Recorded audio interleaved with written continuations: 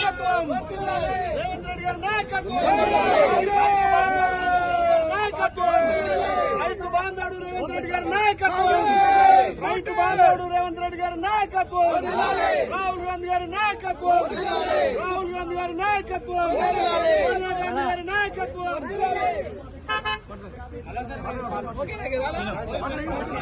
ఈ రోజు తెలంగాణ రైతాంగానికి రైతు బాంధవుడైనటువంటి రేవంత్ రెడ్డి గారికి పాలాభిషేకం చేస్తున్నాం. మా ప్రియతమ నాయకుడు రాహుల్ గాంధీ ఏదైతే వరంగల్ డిక్లరేషన్ చెప్పినటువంటి 2 లక్షల రుణమాఫీ ఇవాళ మా గౌరవ ముఖ్యమంత్రి రేపు 4 గంటలకు ప్రతి రైతుకు ₹1,00,000 మొదటి విడతగా రేపు 4 గంటలకు వేయబోతున్నాడు. మేడం మీరు కొంచెం ఎక్కడండి ప్యాకెట్ కాలేనా జరిగాయి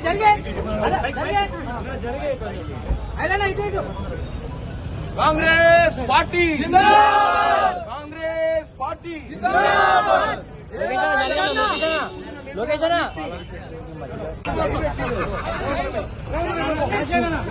అన్నా మీరు అటు ఇటు ఉండాలి జరా సైడ్ ఉండండి.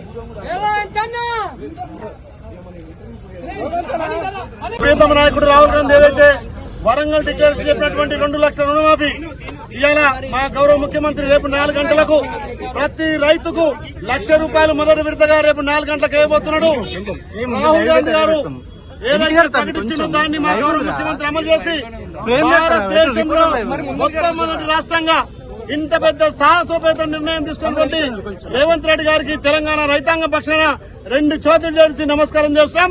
దాంతో పాటు రైతులందరూ కూడా రైతు భరోసా కార్యక్రమం ఏర్పాటు చేసి ఇలా రైతు బాంధవుడైనటువంటి రేవంత్ రెడ్డి గారికి ప్రత్యేకంగా ధన్యవాదాలు.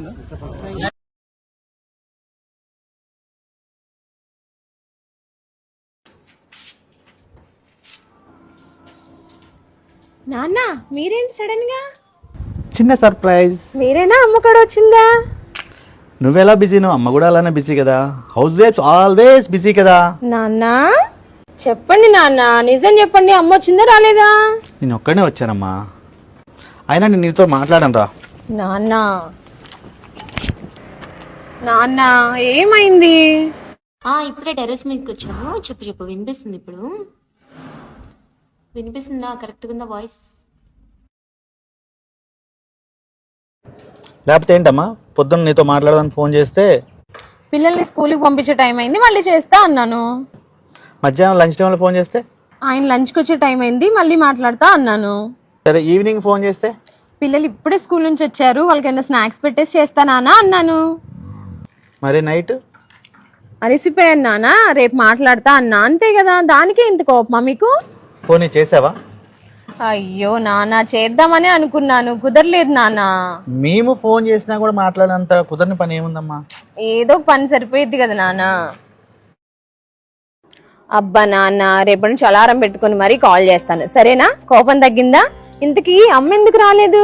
నాకేమైనా పంపించిందా? ప్రతిసారి వచ్చినప్పుడు నాకేమైనా తీసుకొస్తారు కదా, అలానే ఏమైనా తీసుకొచ్చారా మరి తినడానికి? ఏంటో నాన్న, రోజు కాల్ చేద్దాం అనుకుంటాను, అస్సలు కుదరదు. ఏదో ఒక పని సరిపోయింది. పిల్లలకు కుదిరితే ఈయన కుదరదు, ఈయన కుదిరితే పిల్లలకు కుదరదు. ఇద్దరికి సెలవు ఇచ్చారు అంటే బయటకు వెళ్దామని పిల్లలు ఒకటే గోల, అలానే సరిపోతుంది. ఇంకా అదేం షాయిన్, అమ్మాయి ఇంకా వాళ్ళ నాన్న మర్చిపోలే?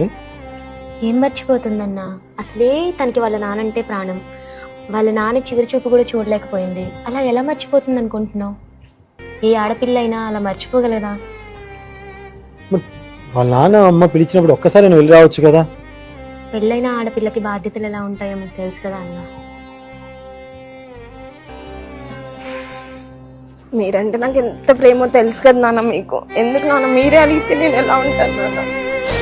ప్లీజ్ నాన్న, అమ్మని కూడా తీసుకురండి నాన్న.